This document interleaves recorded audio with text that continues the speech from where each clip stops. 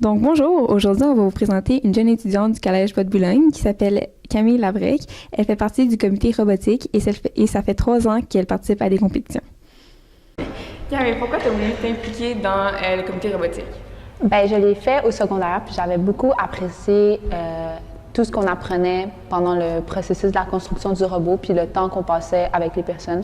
Donc, j'ai décidé de le refaire ma dernière année au cégep parce qu'à l'université, on n'a plus la chance de faire l'équipe de robotique. Est-ce que c'est dans une voie dans laquelle tu voudrais aller plus tard, comme que ce soit l'ingénierie ou la conception de robots ou quelque chose comme ça? Bien, c'est sûr que quand j'ai découvert le club de robotique, l'ingénierie m'a beaucoup intéressée. Donc, ouais, c'est une option pour plus tard.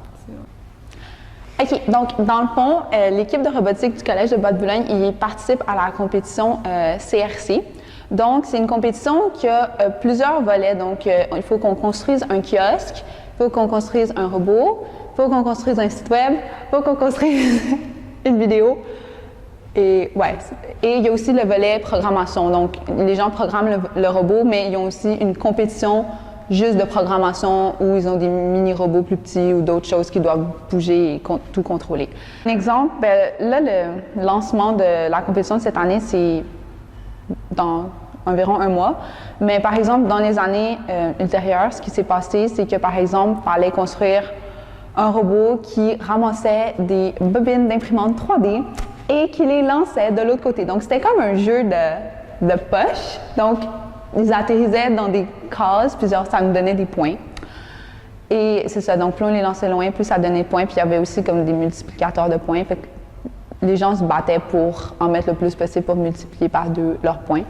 Donc ça, puis dans ce jeu-là, il y avait vraiment un système de stratégie parce que on a 2 robots, il y a toujours 2 robots, peu importe la compétition, de chaque côté de la grille du terrain. Et chaque robot sont ensemble, donc les 2 écoles se jumellent, puis il y a une stratégie. Donc, il y en a toujours un qui, mettons, le plus performant, il lance les bobines d'imprimante 3D, puis l'autre, mettons, il va bloquer ceux des adversaires.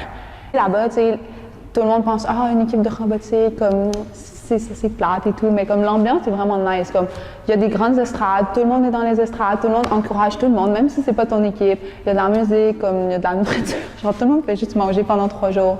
Fait que c'est quand même vraiment le fun. Puis tous les cégeps, oui, c'est sûr, tout le monde veut gagner, mais tous les cégeps et les écoles secondaires, comme ils s'entraident. Surtout les cégeps, des fois, ils vont aller aider comme des écoles secondaires que, mettons, leur mentor est moins présent pour régler des problèmes puis tout.